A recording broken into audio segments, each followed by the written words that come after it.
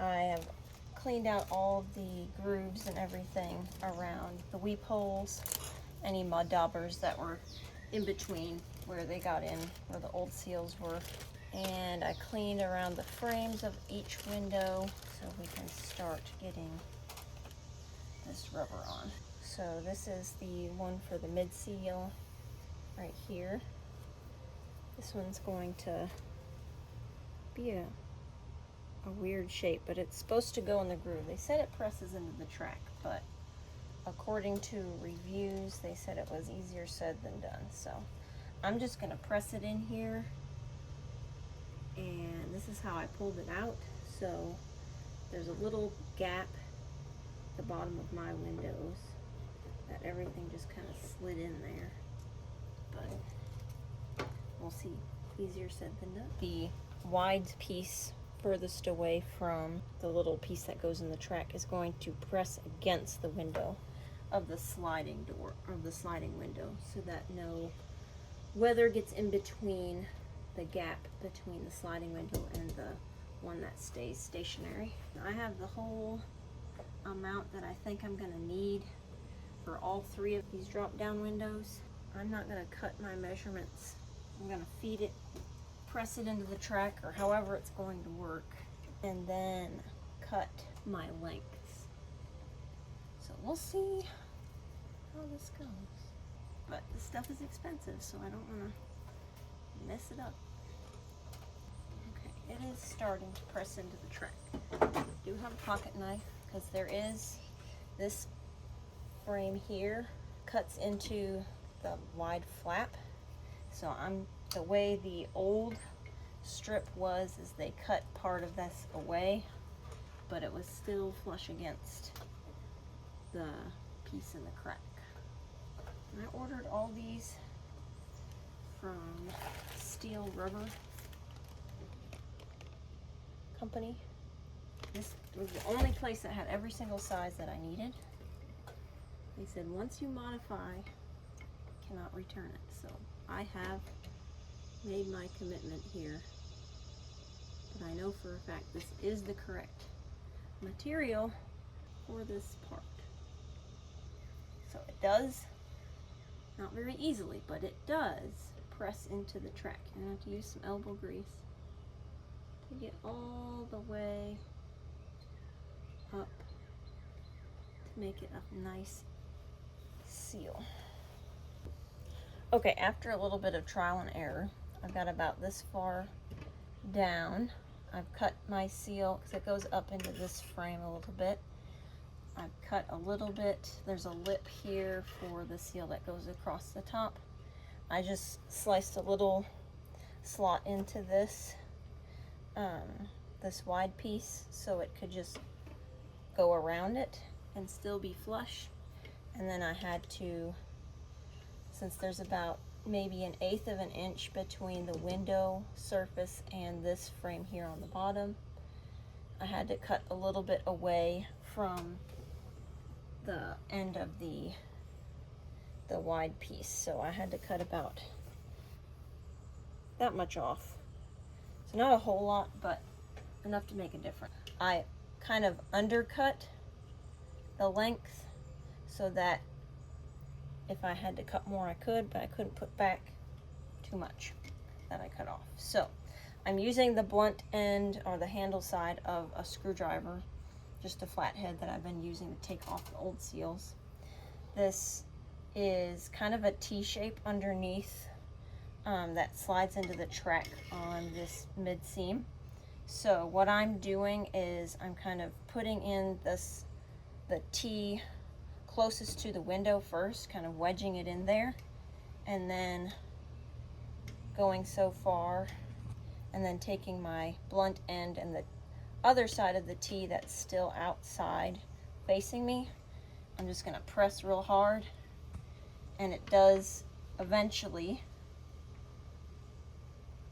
slip into the track. But you'll have to go over it several times with quite a bit of force to get it to get in there. But it's going to be a nice weather tight seal. we go.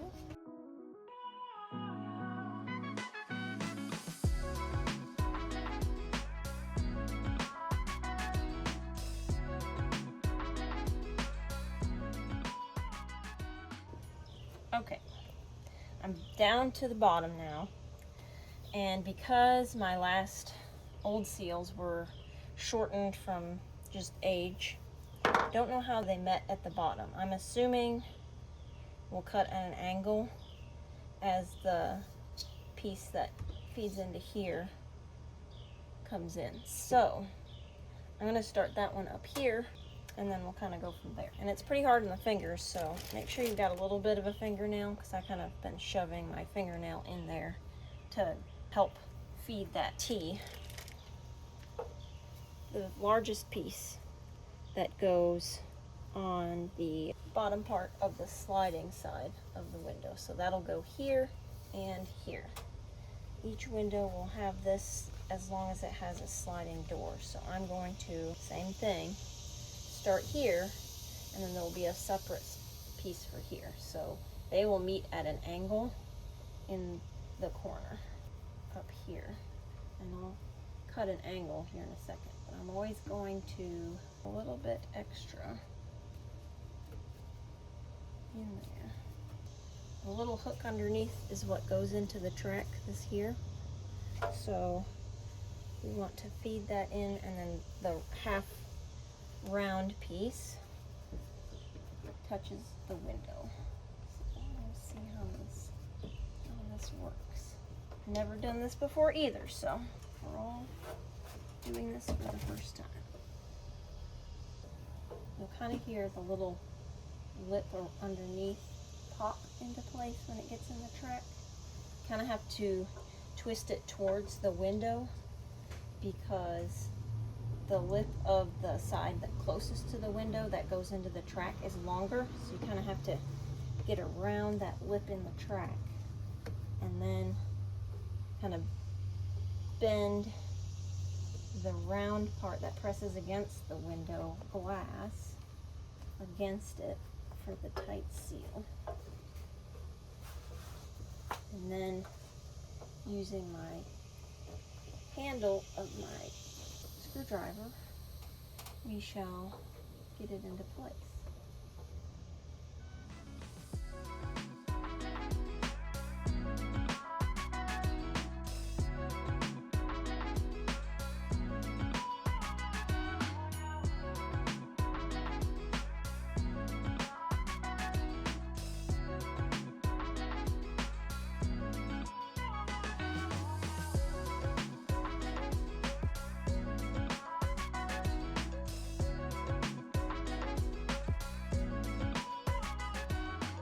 Now, got it fed all the way across to about here. But before I do that, take you, kind of show you what we're looking at. So up here, you'll see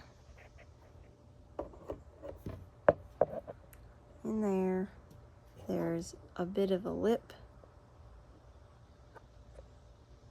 See how I cut up here around this seam and then cut a little bit there for the length between the glass and this lip.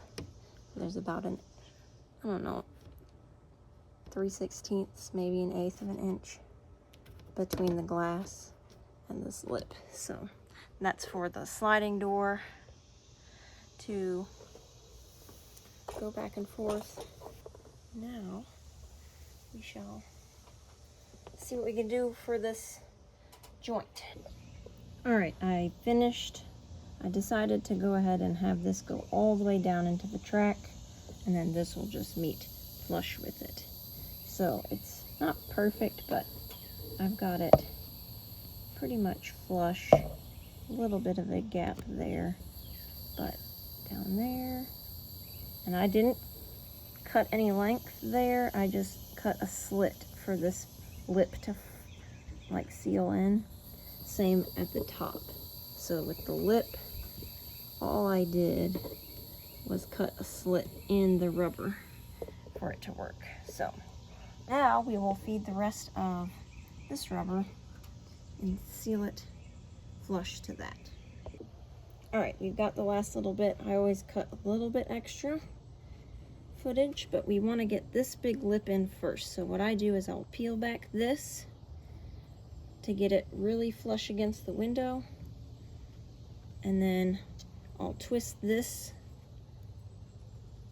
towards me so that that extra lip can fit in there, and then I kind of push down in there, and then you'll hear kind of a pop when it goes in. When it doesn't go in, it'll kind of just start coming out as you go down the next length of your stuff.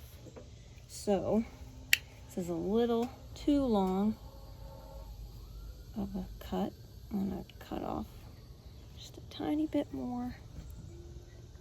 And I have an old trailer, so I do not care if it gets scratches in it from this. I just don't want to deal with water leaks, so it can have all the scratches it wants to have. But the key that I figured out, like I said, I've never done this before, is peeling back this part so you can flex the bottom as much as you need to in order to get that to pop in there. And then when there's a little bit sticking out, we can use our flathead screwdriver, tuck it all in, and then it should pop into place. You know, it may not be a perfect seal, but it'll be better than it was.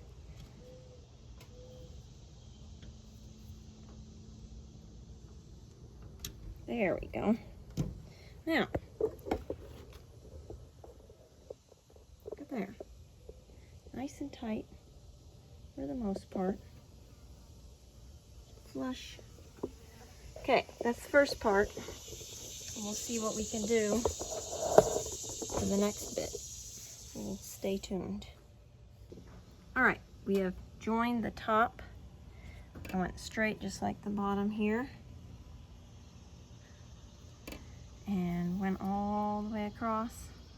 And I cut extra and cut it at a diagonal. Then I cut, before I pushed it in, I cut this one at a diagonal, and then went and cut this one, and then I had to kind of shave it down. You always want to cut a little bit extra and then shave it down to a perfect fit. And then I took the flathead screwdriver and pushed it all up into the corner. So, half of the window down, other half to go, and then the top.